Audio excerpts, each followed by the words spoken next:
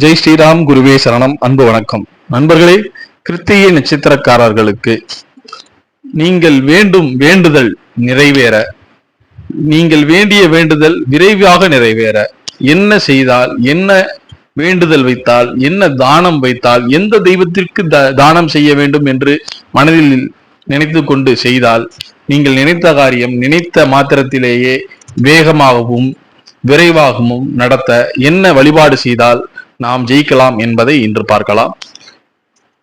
திருவண்ணாமலை அண்ணாமலை திருக்கோயிலில் கார்த்திகை தீப ஜோதியானது, அந்த ஜோதியில் உதித்த முருகப்பெருமான், அண்ணாமலையார் கோயிலுக்கு முன்னாடி பாத்தீங்கன்னா முருகப்பெருமான் இருப்பார். அப்ப அந்த ஜோதியானது, கிருத்திகையில் உதித்த ஜோதியானது, அதன் வெளிப்பாடானது முருகப்பெருமானாக நமக்கு காட்சியளிக்கும். இந்த திருவண்ணாமலை கிரிவல பாதையில் நீங்கள் பால் தானம் செய்ய உங்களுக்கு என்ன வேண்டுதல் உங்க மனசுல நினைக்கிறீங்களோ, கிருத்திகை நட்சத்திரக்காரர்கள் உங்களுக்கு என்ன வேண்டுதல் மனசுல நினைக்கிறீங்களோ அதை மனசுல நினைச்சுக்கிட்டு கிருத்திகை நட்சத்திரத்தன்னைக்கோ அல்லது பூச நட்சத்திரத்தன்னைக்கோ அல்லது விசாக நட்சத்திரத்தன்னைக்கோ நீங்க பால் தானம் செய்யும் பட்சத்துல உங்களுக்கு என்ன வேண்டுதல் நினைக்கின்றீர்களோ அந்த வேண்டுதல் 100% நடக்கும்.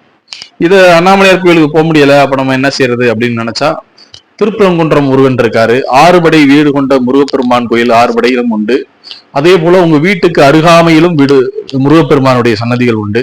அந்த சன்னதிகளுக்கும் சென்று நீங்கள் அவருக்கு பாலபிஷேகம் செய்து பாலை தானம் செய்து வர வர உங்களுடைய வாழ்க்கை மென்மேலும் உயரும். நீங்கள் நினைத்த காரியம் நினைத்த நேரத்தில் 100% வெற்றியடையும்.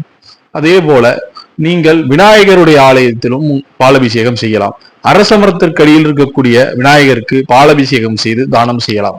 அரசமரத்தூரில் பால் அபிஷேகம் செய்யலாம்.